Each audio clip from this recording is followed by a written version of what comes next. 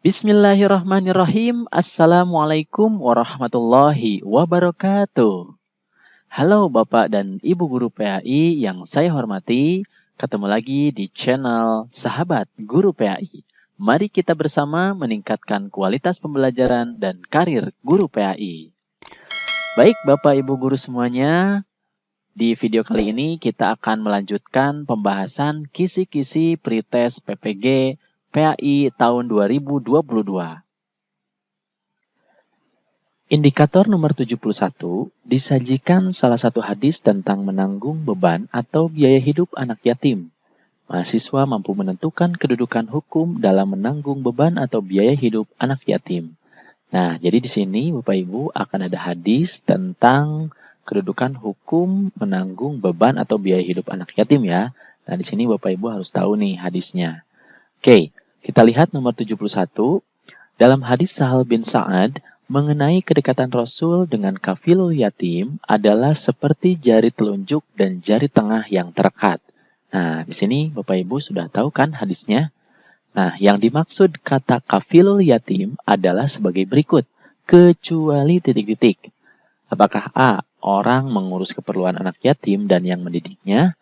B. Orang yang hanya membesarkan anak yatim secara fisik? C. Memelihara, membiayai kebutuhannya dan mendidiknya? Atau D. Mengatur kemaslahatannya? Nah, kira-kira yang mana nih jawabannya Bapak Ibu? Kalau sudah tahu jawabannya, ketik di kolom komentar ya.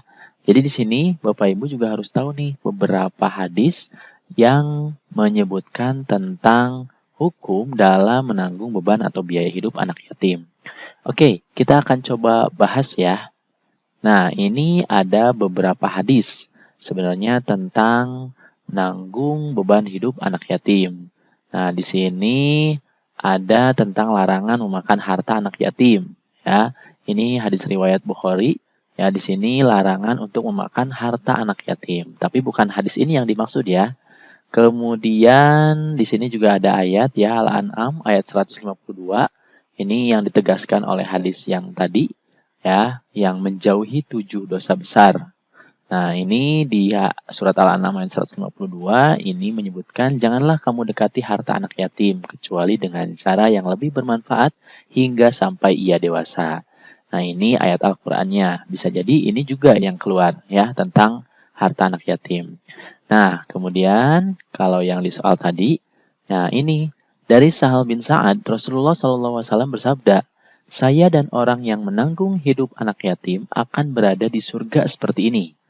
Rasulullah bersabda demikian dengan sambil merekatkan jari telunjuk dan jari tengahnya. Ini adalah hadis riwayat Bukhari dan Tirmidzi. Nah, kafilul yatim ini adalah orang yang menanggung hidup anak yatim. Ya, nah berkenaan dengan ini Al-Ahwazi ya dalam menjelaskan bahwa maksud dari kata kafilul yatim adalah orang yang mengurus keperluan anak yatim dan yang mendidiknya. Ya, dalam hadis di atas Rasulullah SAW memberikan dorongan agar kita mau menjamin dalam arti yang tidak hanya membesarkan secara fisik saja, tapi mencakup berbagai hal, yakni memelihara, membiayai kebutuhannya, mendidiknya, dan mengatur kemaslahatannya. Orang yang mau berbuat demikian dijanjikan akan masuk surga berdampingan dengan Rasul. Nah, jadi tidak hanya fisik saja ya. Nah, jadi jawabannya adalah B. Orang yang hanya membesarkan anak yatim secara fisik saja. Ini yang kecualinya. Ya, di sini. Jadi yang dimaksud kata kafil yatim adalah sebagai berikut kecuali. Nah, kecuali hanya membesarkan anak yatim secara fisiknya saja. Nah, ini harus tahu nih Bapak Ibu nanti hadis-hadis tentang menanggung beban atau biaya hidup anak yatim. Ya, nanti bisa dipelajari hadis-hadisnya, kemudian apa maksudnya. Nah, bisa jadi hadis itulah yang keluar. Salah satunya adalah hadis yang ini. Indikator nomor 72 disajikan narasi konseptual terkait dengan fungsi-fungsi hadis terhadap Al-Quran menurut para ahli atau ulama hadis. Mahasiswa dapat mengkritisi makna ta'kid Alkitab dalam kajian ulumul hadis. Nah, di sini ada tentang fungsi-fungsi hadis ya. Bapak Ibu harus tahu nih tentang fungsi-fungsi hadis apa saja. Nah, di sini sebenarnya lebih dispesifikan tentang ta'kid Alkitab, tapi bisa jadi Ya, nanti yang keluar bukan takkid Alkitab, tapi fungsi-fungsi hadis yang lainnya. Ini Bapak Ibu juga harus tahu ya. Oke, bagaimana contoh soalnya? Kita coba lihat. Ada beberapa fungsi hadis terhadap Al-Quran. Ada fungsi takrir atau takkid, fungsi tafsir, fungsi tasyri, dan fungsi nasakh. Yang merupakan makna dari fungsi takrir atau takkid Al-Quran adalah titik-titik. Nah, ini ya. Jadi ini ada fungsi-fungsi hadisnya. Ya, kemudian di sini yang ditanyakan adalah makna dari fungsi takrir atau takkid Al-Quran, ya, atau Alkitab. Apa nih? Kira-kira apakah A. penjelas dan penguat Al-Quran, atau B. penjelas secara rinci dari ayat Al-Quran, C. penetap hukum dari Al-Quran, D. penghapus hukum Al-Quran, atau E. semua jawaban salah. Nah, kira-kira yang mana nih jawabannya Bapak Ibu? Kalau sudah tahu, ketik di kolom komentar ya. Oke, kita akan coba bahas tentang fungsi-fungsi hadis ya. Nah, ada beberapa fungsi-fungsi hadis. Ya, di sini disebutkan secara umum fungsi hadis adalah sebagai penjelas atau bayan ya terhadap makna Al-Quran yang umum, global, dan mutlak. Nah, fungsi penjelas atau bayan ini ya terhadap Al-Quran dikelompokkan sebagai berikut. Nih, yang pertama ada bayan takrir ya atau fungsi takrir atau takkid ya. Nah, ini sebagai penguat ya keterangan Al-Quran. Artinya hadis menjelaskan apa yang sudah dijelaskan Al-Quran. Salah satunya tentang larangan memakan harta anak yatim. Ya, di surat Al-An'am ayat 152. Nah, di sini kata kafilul yatim adalah orang yang mengurus keperluan anak yatim dan yang mendidiknya. Hadis yang menyebutkan tentang kafilul yatim ini sebagai takrir atau sebagai penguat, ya, penjelas kepada ayat Al-Quran, terutama surat Al-An'am ayat 152. Nah, itu adalah bayan takrir atau bayan takkid ya. Nah, jadi sudah jelas ya jawabannya adalah yang A. Ini sebagai penjelas dan penguat Al-Quran. Nah, Bapak Ibu semuanya, di sini di file ini juga ada penjelasan bayan-bayan yang lain, yaitu ada bayan tafsir. Ya, di sini secara singkat ya, yaitu sebagai penjelas terhadap Al-Quran. Nanti ada terbagi ke dalam 3 macam. Ada tafsir al-mujmal, takhsis al-am, kemudian taqyid al-mutlak. Mohon maaf, ini tafsil al-mujmal ya. Nah, ini macam-macam dari bayan tafsir. Kemudian ada juga bayan tasyri' ya, yang berfungsi untuk menciptakan hukum syariat yang belum dijelaskan oleh Al-Quran ya. Kemudian ada juga satu lagi yaitu bayan nasakh ya. Hadis yang berfungsi membatalkan atau menghapus ketentuan yang terdapat dalam Al-Quran. Meskipun ini masih ada perbedaan pendapat ya tentang bayan nasakh ini. Ada yang menerima dan ada juga yang menolaknya. Nah, Bapak Ibu bisa mendapatkan ya file ini nanti di grup Bimbel PPG PAI tahun 2022 ya. Untuk mendaftar ke bimbel tersebut, linknya ada di deskripsi ya, atau ada ini nih ya, ada di deskripsi.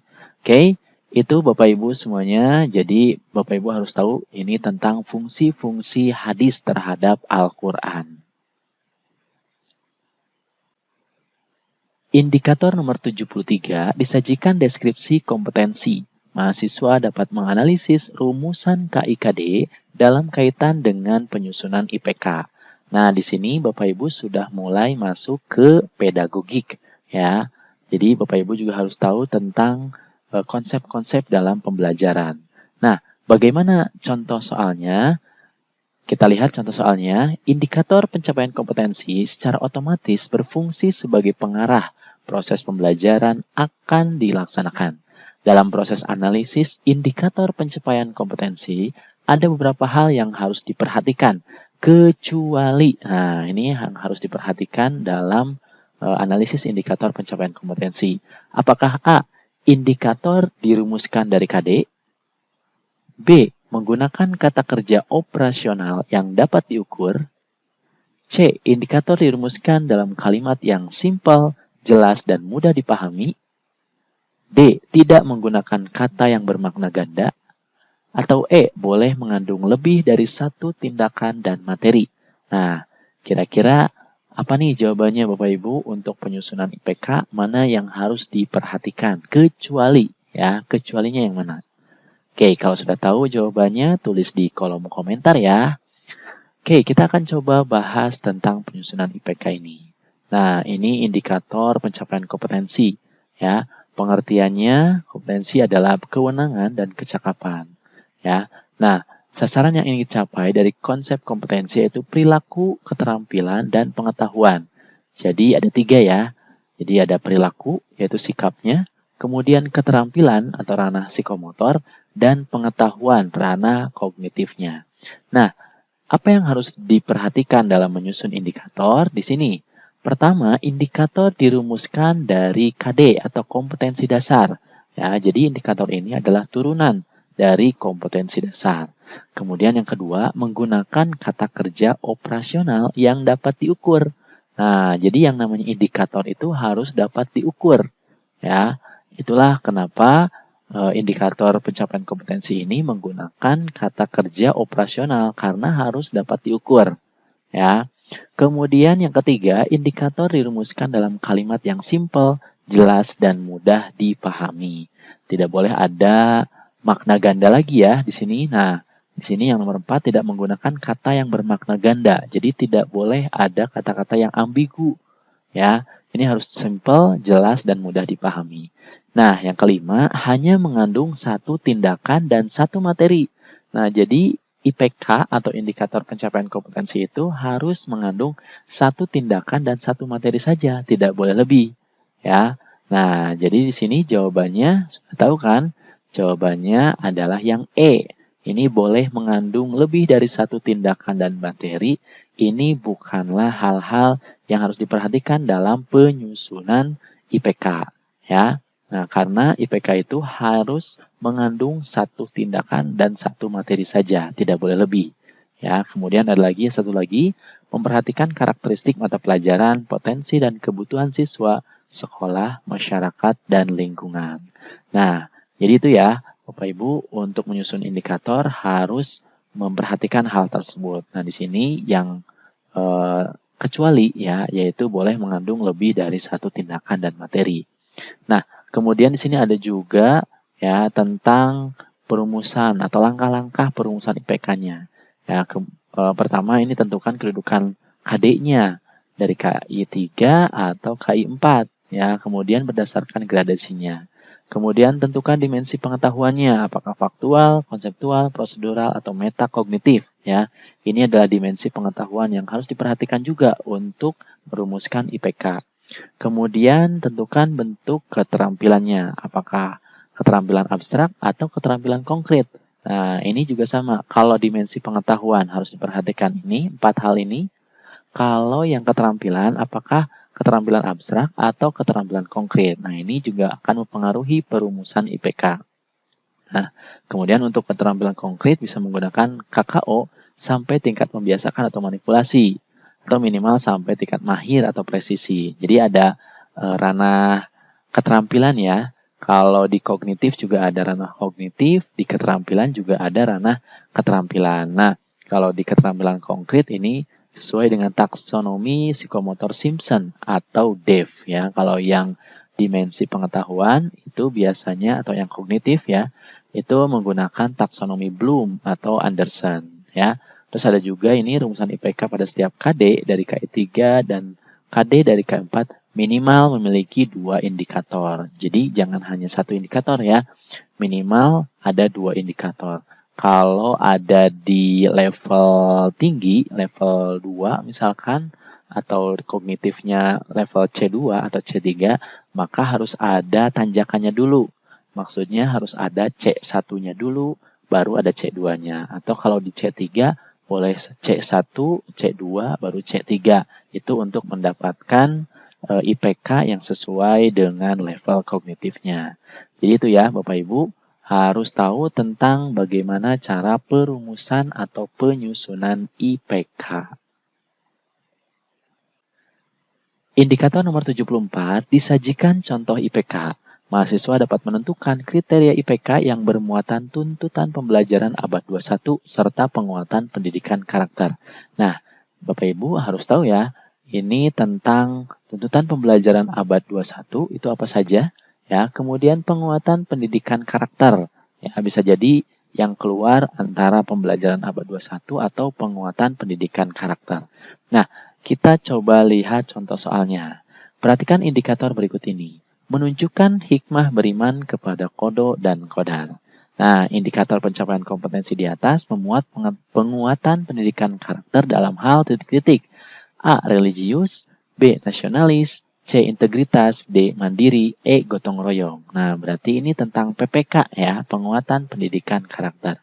Nah, Bapak Ibu harus tahu nih, tentunya sudah tahu ya, kalau guru PAI itu harus tahu nih, yang mana nih kira-kira muatan penguatan pendidikan karakter yang dimaksud. Kalau sudah tahu, tulis jawabannya di kolom komentar ya.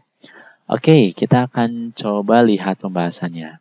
Nah, ini ada tentang pembelajaran di abad 21. Jadi pembelajaran abad 21 itu siswa harus memiliki kecakapan yaitu 4C. Apa saja itu 4C? C yang pertama adalah communication atau komunikasi. Ya, kemudian C yang kedua adalah kolaborasi. Ya, C yang ketiga adalah critical thinking atau problem solving, yaitu berpikir kritis dan pemecahan masalah. Kemudian C yang keempat adalah creative and inovative atau kreasi dan inovasi. Jadi 4C ini yang harus dimiliki oleh peserta didik. Ya, nah IPK-nya bisa jadi berhubungan dengan yang ini, ya, komunikasi, kolaborasi, critical thinking, atau kreatif and inovatif, ya.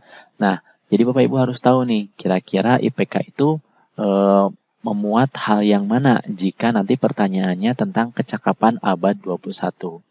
Nah, kalau yang dicontoh soal tadi adalah tentang PPK atau penguatan pendidikan karakter. Kalau penguatan pendidikan karakter itu ada 5 ya. Yang pertama ada religius, ini mencerminkan keberimanan terhadap Tuhan Yang Maha Esa yang diwujudkan dalam perilaku melaksanakan ajaran agama dan kepercayaan yang dianut. Nah, jadi pertanyaan yang tadi di IPK tentang beriman kepada kodo dan kodar itu tentu saja yang mencerminkan tentang penguatan pendidikan karakter dalam hal religius ya. Jadi jawabannya adalah yang A ini, religius yang tadi. Nah, terus ada juga yang lain. Ya, ada nasionalis, ya. Yang seperti apa itu nasionalis? Yaitu cara berpikir, bersikap, dan berbuat yang menunjukkan kesetiaan, kepedulian, dan penghargaan yang tinggi terhadap bahasa, lingkungan fisik, sosial, budaya, ekonomi, dan politik bangsa. Kemudian juga ada tentang integritas, yaitu nilai yang mendasari perilaku yang didasarkan pada upaya menjadikan dirinya sebagai orang yang selalu dapat dipercaya dalam perkataan, tindakan, dan pekerjaan, memiliki komitmen. Nah, itu ya, peserta didik diharapkan juga memiliki integritas. Kemudian mandiri atau kemandirian, yaitu sikap dan perilaku tidak bergantung pada orang lain. Ya. Nah, ini peserta didik juga harus nih memiliki kemandirian. Kemudian ada gotong royong, yaitu mencerminkan tindakan menghargai semangat kerjasama dan mau membahu menyelesaikan persoalan bersama.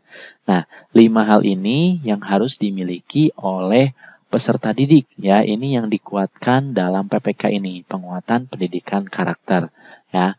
Jadi dalam sebuah IPK nih Bapak Ibu harus tahu mana kira-kira yang terkandung di dalamnya. Apakah dari PPK-nya atau dari pembelajaran kecakapan abad 21 yang meliputi 4C ini, ya. Nah, harus dilihat nanti indikatornya kira-kira yang mana, ya. Semoga sekarang Bapak Ibu sudah paham ya. Indikator nomor 75 disajikan data dan informasi tentang usia peserta didik kelas antara 7 sampai 17 tahun. Nah, ini sampai SMA berarti. Dari SD sampai SMA, mahasiswa dapat menentukan model pendekatan strategi pembelajaran berdasarkan teori perkembangan intelektual peserta didik. Nah, ini teori perkembangan kognitif ya. Lebih kepada kognitif ini. Nah, kita lihat contoh soalnya. Pak Budi akan mengajar peserta didik kelas 5 PAI dengan KD beriman kepada Nabi dan Rasul. Jika indikator yang ingin dicapai adalah ranah psikomotor, Maka metode dan strategi pembelajaran yang tepat adalah titik-titik. Nah, ini perkembangan intelektual ya, bukan hanya kognitif, tapi juga psikomotor ya. Bagaimana ini perkembangan intelektual dari peserta didik. Nah, kira-kira yang mana nih yang cocok dengan KD atau kompetensi dasar beriman kepada Nabi dan Rasul? Apakah A. Active learning dengan strategi make a match, atau B. Active learning dengan strategi index card match, C. Strategi pembelajaran berbasis masalah atau SPBM, yang D. Cooperative learning strategi role playing, atau E. Cooperative learning strategi the power of two. Nah, ini Bapak Ibu harus sudah tidak asing lagi ya dengan istilah-istilah ini, karena istilah-istilah ini merupakan model pendekatan atau strategi dalam pembelajaran. Nah, bisa jadi ini nanti akan keluar ya mengenai model pendekatan strategi pembelajaran. Nah, ini yang berkaitan dengan teori perkembangan intelektual. Kira-kira yang mana nih jawabannya? Kalau sudah tahu jawabannya, ketik di kolom komentar ya. Oke, kita coba lihat dulu pembahasannya. Ini tentang konsepnya terlebih dahulu ya.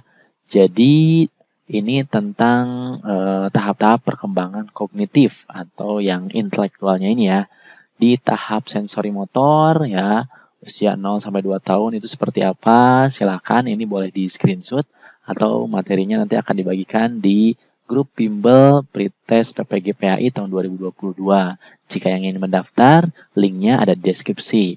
Nah, di sini yang ditanyakan itu tadi di kelas 5 PAI ya. Di kelas 5 itu berarti di usia, nah kalau ini tahap praoperasional ya. Ini tahap praoperasional itu dibagi 2 ya, umur 2 sampai 4 tahun, dan tahap intuitif umur 4 sampai 7 tahun atau 8 tahun. Nah, kelas 5 ini kurang lebih ya, kalau awal masuk itu usia 7 tahun, berarti di kelas 5 ini tinggal ditambah 5, kurang lebih di usia 12 tahun. Nah, berarti yang ditanyakan ini adalah di tahap operasional konkret ya. Jadi di tahap operasional konkret ini, ciri pokok perkembangannya adalah anak sudah mulai menggunakan aturan-aturan yang jelas dan logis dan ditandai adanya reversible dan kekekalan. Anak telah memiliki kecakapan berpikir logis, akan tetapi hanya dengan benda-benda yang bersifat konkret. Nah, jadi di sini nih kata kuncinya. Jadi, anak-anak di operasional konkret ini masih harus dalam keadaan konkret ya untuk belajarnya. Jadi harus benda-benda hal atau hal yang konkret gitu, yang bisa dipegang, yang harus bisa dirasakan, yang harus bisa dilakukan gitu. Nah, ini untuk anak-anak usia 7 sampai kurang lebih 12 tahun ya. Nah, jadi untuk di usia 7 sampai 12 tahun ini, sungguh pun demikian anak usia 7 sampai 12 tahun masih memiliki masalah mengenai berpikir abstrak. Nah, sebenarnya ini di usia SD ini masih harus banyak benda konkret, banyak alat peraga, banyak praktek gitu, sehingga anak-anak di usia ini ya sesuai dengan tahapan operasional konkretnya gitu. Nah, jadi yang mana nih kira-kira Bapak Ibu untuk yang metode yang tepat untuk beriman kepada Nabi dan Rasul? Nah, jawaban yang tepat adalah yang D ya, cooperative learning dengan strategi role playing. Role playing itu apa sih? Role playing itu adalah bermain peran. Nah, tentu saja ya, di sini sesuai dengan tahap operasional konkret ya. Untuk anak-anak kelas 5 itu beriman ketika KD-nya beriman kepada Nabi dan Rasul itu harus konkret ya. Ini lebih cenderung lebih baik ya atau lebih utama itu menggunakan role playing ya atau bermain peran. Di sini ada make a match ya atau mencocokkan. Ini hanya active learning saja ya dengan mencocokkan. Nah, ini kurang pas sebenarnya. Kemudian ada index card match. Ini juga sama mencocokkan indeks kartu ya. Nah, kemudian kalau pembelajaran berbasis masalah ini lebih kepada abstrak ya. Ini mungkin kelas 6 ke atas ya atau di SMP ini sebenarnya yang lebih baik ya gitu. Kemudian ini juga ada, nah ini the power of two ya, ini kekuatan 2. Nah, ini juga perlu nanti Bapak Ibu coba dipelajari apa itu the power of two ya. Nah, tapi yang tepat ya untuk beriman kepada Nabi dan Rasul ini adalah strategi role playing ya. Nah, kita akan coba sedikit tambahkan pembahasannya. Ini ada juga di tahap operasional formal. Ini di usia 11 atau 12 sampai 18 tahun ini sampai SMA. Nah, ini baru anak-anak ya peserta didik itu sudah bisa berpikir secara abstrak ya. Nah, ini juga ada jenis strategi kognitif yang digunakan dalam belajar dan memecahkan masalah. Ada chunking, ada spasial, ada multipurpose. Nah, ini ya, silahkan Bapak Ibu boleh di screenshot ya untuk materi ini atau nanti akan dibagikan di grup Bimbel PPG PHI tahun 2022 ya. Linknya ada di deskripsi jika ingin bergabung ya. Jadi ini Bapak Ibu yang harus dipahami tentang teori perkembangan intelektual peserta didik. Indikator nomor 76 disajikan studi kasus terkait dengan tindakan tawuran pelajar. Mahasiswa dapat menganalisis perilaku menyimpang peserta didik berdasarkan teori perkembangan moral. Nah, ini yang harus dipahami adalah tentang teori perkembangan moral. Nah, bagaimana contoh soalnya? Kita coba lihat, telah terjadi perkelahian antar pelajar siswa kelas 3 SD. Nah, seorang guru agama memberikan sanksi berupa berdiri di halaman sekolah, dan dengan hukuman ini anak-anak bisa menyadari kesalahannya. Dalam teori perkembangan moral, kasus di atas anak berada pada masa titik-titik. Nah, ini di tahap perkembangan moral, ya di usia kelas 3 ini, anak-anak masuk ke masa atau tahapan yang mana? Apakah A. tingkat literal faith, B. tingkat konvensional, C. tingkat pra-konvensional, D. tingkat pasca konvensional, atau E. tingkat prima faith. Nah, kira-kira yang mana nih Bapak Ibu? Kalau sudah tahu jawabannya, tulis di kolom komentar ya. Nah, kita lihat pembahasannya. Ya, ini tentang teori perkembangan moral ini biasanya diambil dari teori moral Kohlberg ya. Nah, ini Kohlberg ini adalah salah satu murid dari Jean Piaget ya yang mengembangkan teori perkembangan kognitif atau intelektual. Nah, untuk teori perkembangan moral ini ya ini dibagi menjadi 6 tahap ya dan dibagi menjadi 3 kelompok besar. Nah, untuk tahapan-tahapannya kita coba lihat ya, ini ada di yang bagian bawah ini. Yang pertama, untuk premoral atau prakonvensional. Di tahap heteronomous morality ini, atau orientasi pada hukuman atau ketaatan dan ganjaran, pada tahap ini perilaku anak tunduk pada kendali eksternal yang dinilai atas dasar akibat fisik, yaitu bila benar mendapat ganjaran dan bila mana salah mendapatkan hukuman. Nah, ini adalah prakonvensional. Jadi di tahap prakonvensional ini sebenarnya tidak ada batasan usianya, ya. Di sini tidak dijelaskan batasan usianya, ya. Tapi biasanya ini ada di anak-anak usia SD, ya. Kalau di Islam kita mengenal ada di usia 7 sampai 14 tahun, ya. Itu anak-anak biasa menggunakan ganjaran dan juga hukuman, ya. Jika benar mendapatkan ganjaran atau pujian ya dan bila mana salah mendapatkan hukuman. Nah, jadi tahapan yang tadi yang di kelas 3 SD yang ketika dihukum sehingga anak sadar tentang kesalahannya itu masuk tahap ke prakonvensional. Nah, jadi jawabannya adalah yang C ya, prakonvensional. Nah, tahapan yang lain kita juga harus tahu ya tentang tahapan perkembangan moral ini. Ada tahapan konvensional. Jadi di tahapan ini ya mulai menyesuaikan dengan peraturan untuk mendapatkan persetujuan orang lain dan untuk mempertahankan hubungan baik dengan mereka. Jadi ini lebih meningkat lagi. Jadi anak-anak atau peserta didik ini menggunakan aturan itu bukan takut kepada hukuman atau ingin mendapat ganjaran, tapi lebih kepada menyesuaikan dengan peraturan itu untuk mendapat persetujuan orang lain atau ingin mempertahankan hubungan baik dengan mereka ya. Jadi good boy atau nice girl. Jadi ingin dianggap baik oleh orang lain. Nah, ini tahap konvensional. Nah, kemudian di tahap yang terakhir ya ini ada tahap prinsip atau moralitas pasca konvensional. Jadi di tahap moralitas pasca konvensional ini ya, anak yakin bahwa harus ada keluasan dalam keyakinan-keyakinan moral yang memungkinkan modifikasi dan perubahan standar moral bila ini terbukti menguntungkan kelompok sebagai suatu keseluruhan. Jadi di sini ya, di tahap ini anak-anak itu sudah memiliki prinsip ya. Jadi tidak hanya ingin dilihat oleh orang lain saja ya, tapi sudah menjadi prinsip. Kalau misalkan sudah memiliki prinsip ya, mau orang lain berkata A atau orang lain mau berkata B ya, tapi kalau sudah jadi prinsip, maka dia akan tetap mempertahankan perilaku tersebut gitu. Nah, ini sudah masuk ke tahap pasca konvensional.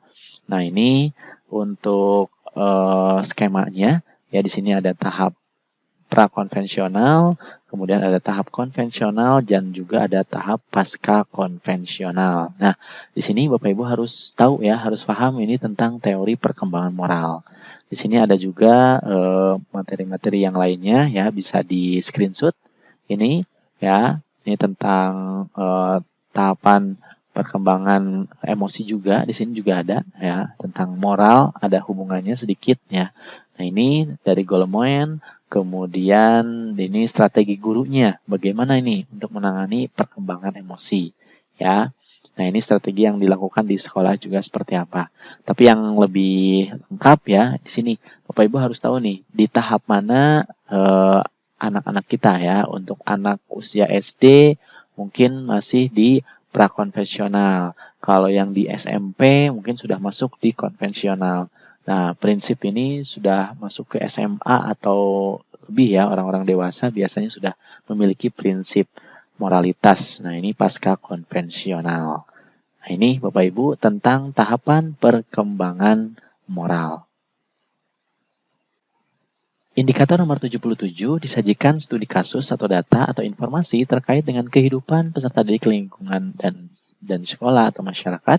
Mahasiswa dapat menganalisis perilaku peserta didik berdasarkan teori perkembangan emosional.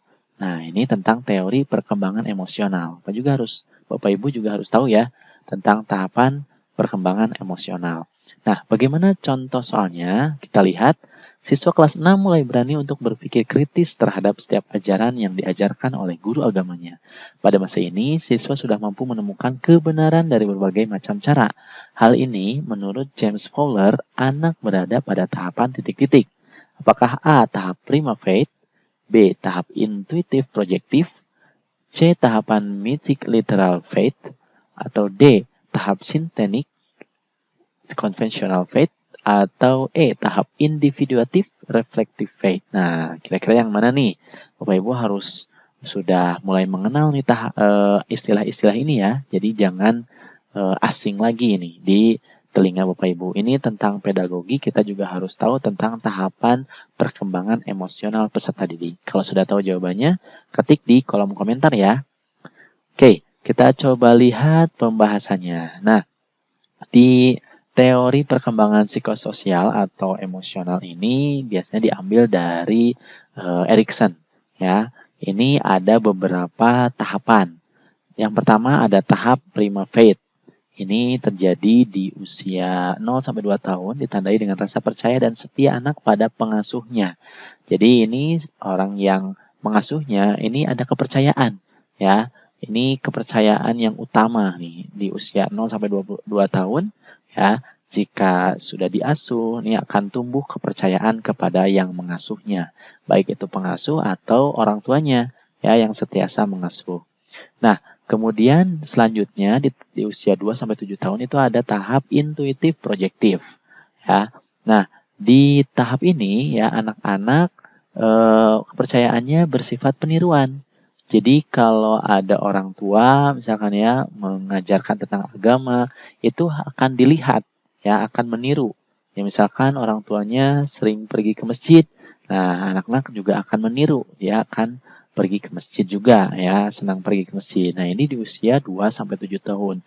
Jadi hati-hati ya ketika orang tua ya memiliki anak 2 sampai 7 tahun ini mungkin sering mengatakan A tapi yang dilakukannya B. Nah, yang anak-anak akan tiru itu yang B. Ya, dia tidak akan mendengarkan apa yang dikatakan, tapi dia akan meniru ya apa yang dilakukan ya. Hati-hati, ini di tahap usia 2-7 tahun. Kemudian di tahap yang ketiga ada mythic literal faith. Ya, ini dimulai usia 7-11 tahun. Nah, ini di tahap ini sesuai dengan tahap kognitifnya, anak secara sistematis mulai mengambil makna dari tradisi masyarakatnya. Gambaran tentang Tuhan diibaratkan sebagai seorang pribadi, orang tua atau penguasa yang bertindak dengan sikap memperhatikan secara konsekuensi, tegas, dan jika perlu, tegas. Nah, ini ya, jadi di usia 7-11 tahun, mohon maaf, itu masih di tahapan mythic atau literal faith. Jadi diibaratkan ya, Tuhan ini sebagai seorang ya orang tua atau penguasa gitu. Jadi ketika kita mengajarkan kepada peserta didik ya atau kepada anak di usia 7-11 tahun ini ya lebih kepada hal yang konkret ya, lebih kepada hal yang konkret ya, bagaimana seperti apa gambaran tentang Tuhan itu. Meskipun sebenarnya kita tahu ya bahwa Allah Subhanahu wa taala itu maha gaib, tapi kita harus berusaha bagaimana mengkonkretkan ya kekuasaannya, kemudian rizkinya itu seperti apa. Nah, itu harus dijelaskan dengan konkret kepada anak usia 7-11 tahun. Nah, di tahap selanjutnya di usia 12 tahun ini baru masuk ke tahap synthetic conventional faith. Nah, di sini di akhir masa remaja, kepercayaan remaja ini ditandai dengan kesadaran terhadap simbolisme dan memiliki lebih dari satu cara untuk mengetahui kebenaran. Ya, jadi kebenaran itu bisa banyak cara untuk mengetahuinya. Nah, ini di tahap synthetic conventional faith. Jadi, tadi seperti yang ditanyakan di soal, ya, jawabannya adalah di tahap conventional faith, ya, yang D, gitu.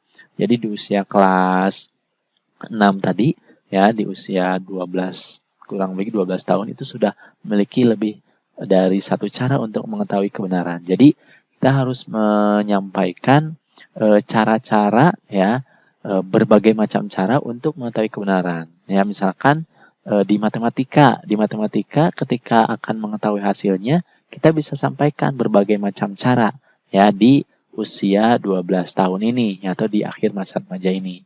Gitu ya. Terus ada juga tahapan lain ya individuative reflective faith ya, ini di usia 19 tahun. Kemudian ada tahap conjunctive faith ya. Kemudian ada tahap universalizing faith ya, ini di tahapan-tahapan berikutnya. Nah, Bapak Ibu silakan bisa di screenshot atau nanti ini ya, file ini nanti bisa dimiliki juga di grup Bimbel PPG PHI tahun 2022 ya. Jika ingin masuk silakan join di link yang ada di deskripsi. Nah, ini tentang faktor yang mempengaruhi. Ya, ini bisa juga dipelajari. Ya, kemudian, nah ini tambahannya. Ini faktor yang mempengaruhinya.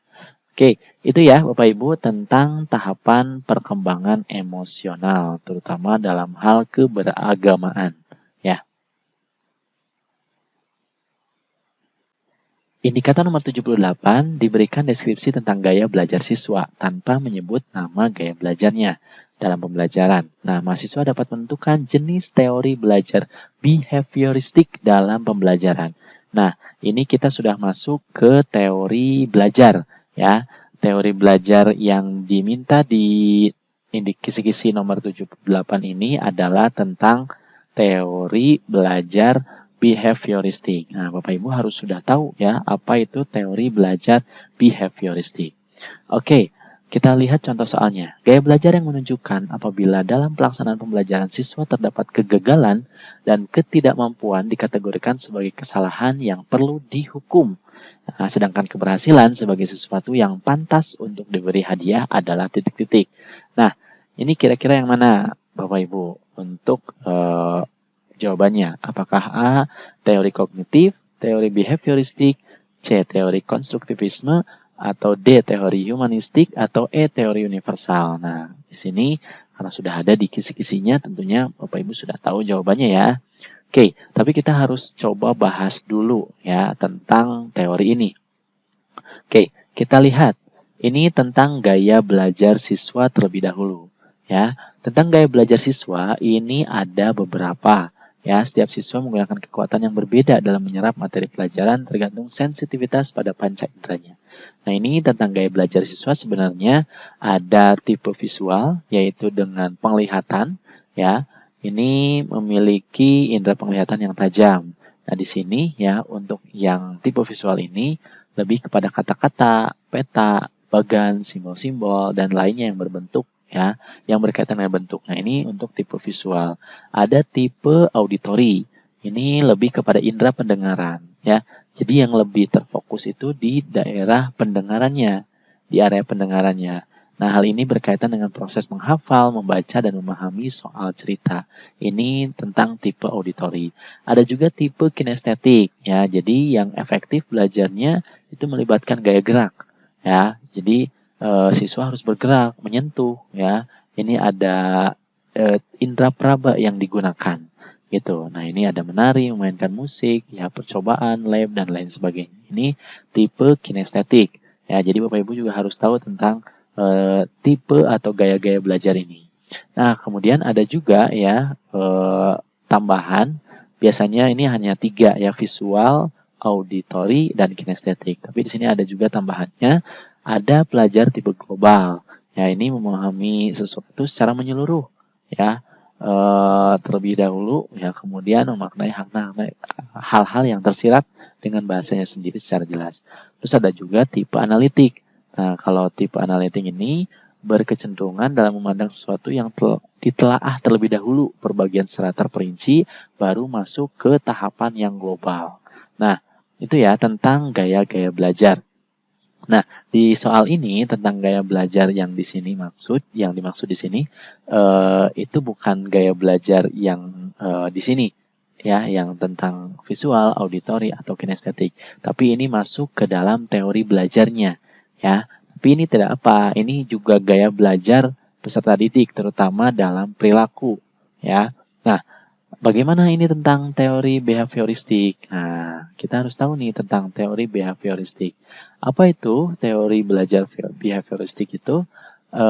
Di sini ya, teori belajar behavioristik menganggap bahwa belajar itu adalah perubahan tingkah laku sebagai akibat dari adanya interaksi antara stimulus dan respon. Nah, ini yang menjadi kata kuncinya. Ada stimulus, ada respon. Jadi ketika guru memberikan stimulus, nah ini ada respon yang diberikan oleh siswa. Ya, nah ini adalah aplikasi dari teori belajar behavioristik. Nah ini ada ini ada ahli-ahlinya ya yang mengusulkan tentang teori belajar behavioristik ya. Bagaimana aplikasinya dalam pembelajaran? Nah, di sini ada banyak ya, pemberian ulangan atau tes ya. Ini untuk melatih siswa. Ini juga aplikasi dari teori belajar behavioristik. Kemudian ada proses pengulangan. Ya, nanti responnya seperti apa? Ini untuk membentuk pembiasaan. Kemudian pemberian stimulus yang menyenangkan terhadap tindakan baik siswa ya. Kemudian kepada tindakan yang tidak baik ya, itu memberi stimulus yang tidak menyenangkan untuk siswa. Nah, itu juga sama. Ya, di sini ada juga pemberian hukuman dan hadiah. Nah, hukuman dan hadiah ini adalah aplikasi dari teori pembelajaran behavioristik ya. Jadi jawabannya tentu saja ya, ini adalah aplikasi dari teori behavioristik ya. Jadi yang tadi ya, jadi siswa ya ketika mengalami kegagalan ya dikategorikan sebagai kesalahan yang perlu dihukum, sedangkan keberhasilan sebagai sesuatu yang pantas untuk diberi hadiah. Nah, ini adalah aplikasi dari teori belajar behavioristik.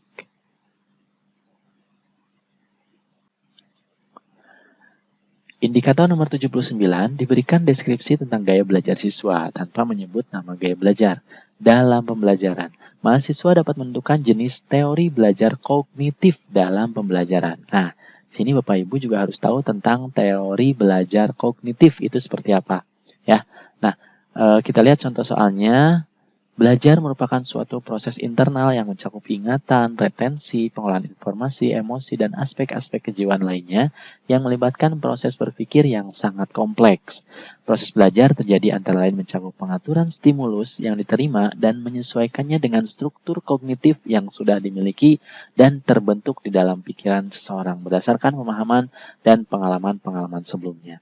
Demikian adalah gambaran dari teori belajar titik-titik. Nah, di sini sebenarnya sudah ada ya di soal juga jawabannya, gitu ya, ada kuncinya tadi. Nah, apakah A. teori behavioristik, B. konstruktivisme, C. humanistik, D. kognitif, atau E. universal? Ya, tapi kita coba lihat pembahasannya terlebih dahulu ya. Ini tentang teori belajar kognitif. Nah, teori belajar kognitif ini ahli yang lebih terkenal ini adalah Jean Piaget. Ya, ini yang memberikan teori tentang tahapan perkembangan kognitif ya. Di soal sebelumnya itu kita sudah bahas tentang tahap perkembangan kognitif peserta didik ya. Nah, ini ada juga dari Jerome Bruner, ada juga dari David Ausubel, dan ada juga dari Gagné. Nah, bagaimana aplikasinya? Aplikasinya dalam pembelajaran. Di sini belajar tidak hanya sekedar melihat hubungan antara stimulus dan respon saja, tapi lebih dari itu, belajar melibatkan proses berpikir yang sangat kompleks. Nah, ini ada proses berpikir yang sangat kompleks yang dimiliki oleh peserta didik.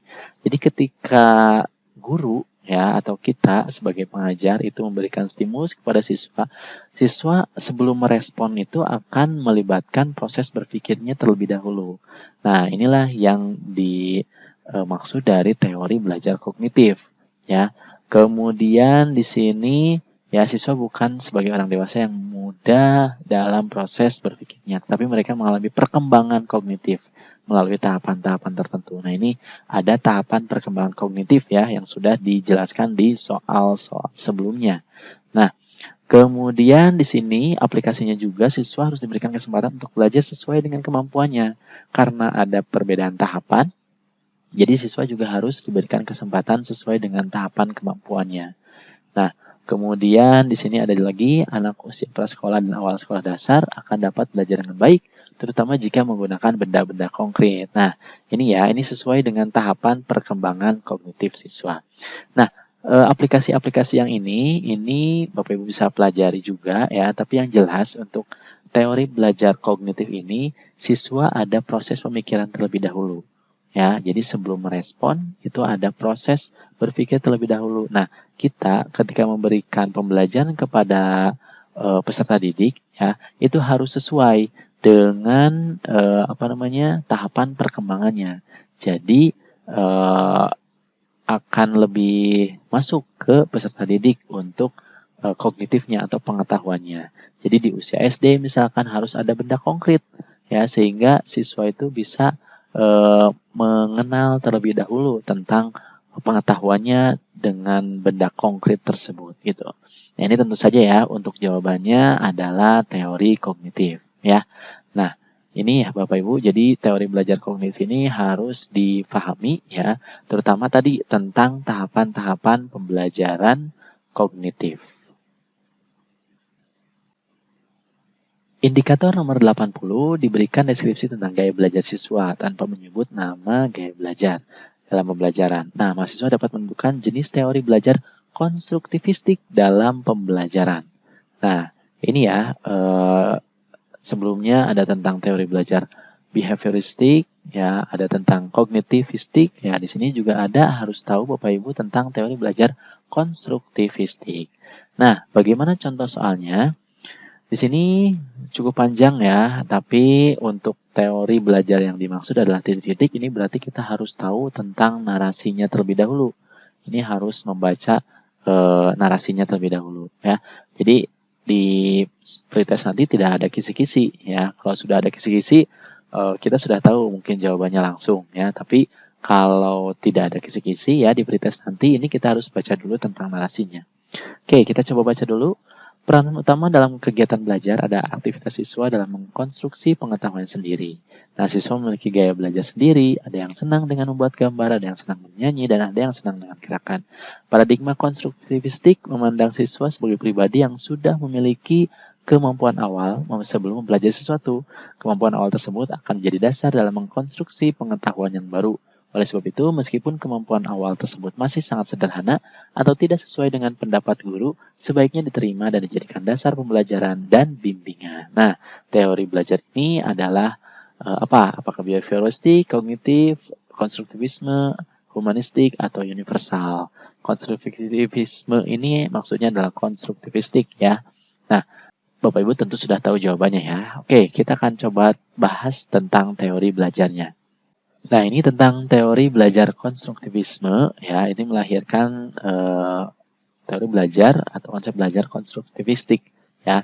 Ini artinya teori belajar konstruktivisme ini adalah teori yang memberikan kebebasan terhadap manusia atau peserta didik yang ingin belajar dan mencari kebutuhannya dengan kemampuan menemukan keinginan atau kebutuhannya dengan bantuan orang lain, sehingga teori ini memberikan keaktifan terhadap manusia untuk belajar menemukan sendiri kompetensi, pengetahuan, atau teknologi dan hal lain yang diperlukan untuk mengembangkan dirinya sendiri. Nah, ini jadi siswa ini membangun sendiri, menemukan sendiri pengetahuannya. Ini adalah teori belajar konstruktivisme atau konstruktivistik ya. Nah, ini para ahlinya ada Brooks ya, kemudian ada von Glasersfeld. Ya, ini juga sama teori belajar yang diangkat adalah teori belajar konstruktivisme atau konstruktivistik ya. Bagaimana aplikasinya? Nah, di teori belajar konstruktivistik ya, proses belajar tidak dapat dipisahkan dari aksi atau aktivitas. Jadi siswa itu harus ada aktivitas, harus ada aksinya. Ya, karena belajar merupakan proses penciptaan makna sebagai hasil dari pemikiran individu melalui interaksi dalam suatu konteks sosial. Jadi aplikasinya ya siswa harus aktif, harus ada kegiatan pembelajarannya, gitu ya, harus ada aktivitasnya, harus ada aksinya, gitu. Nah, ini dalam teori belajar konstruktivistik, ya. Jadi jawabannya tentu saja ya, ada teori konstruktivisme. Jadi siswa itu harus mengkonstruk atau membangun pengetahuannya sendiri. Ya, dengan cara apa? Ya, dengan beragam aktivitas. Ya, apapun. Mau games misalkan, atau dengan bermain peran. Nah, itu juga sama aplikasi dari teori belajar konstruktivistik atau konstruktivisme. Ya. Nah, ini Bapak Ibu, jadi Bapak Ibu sekarang harusnya sudah paham tentang teori belajar konstruktivistik atau konstruktivisme dan tentu saja aplikasinya dalam pembelajaran. Baik Bapak Ibu Guru PAI semuanya, untuk video kali ini dicukupkan dulu sampai di sini. Ya, untuk kisi-kisi soal dan pembahasan materi berikutnya itu akan disampaikan di video berikutnya. Jadi jangan lupa untuk like dan subscribe video ini supaya Bapak Ibu bisa mendapatkan update video yang terbaru. Terima kasih atas perhatiannya dan mohon maaf jika ada kesalahan. Billahi taufiq wal hidayah. Wassalamualaikum warahmatullahi wabarakatuh.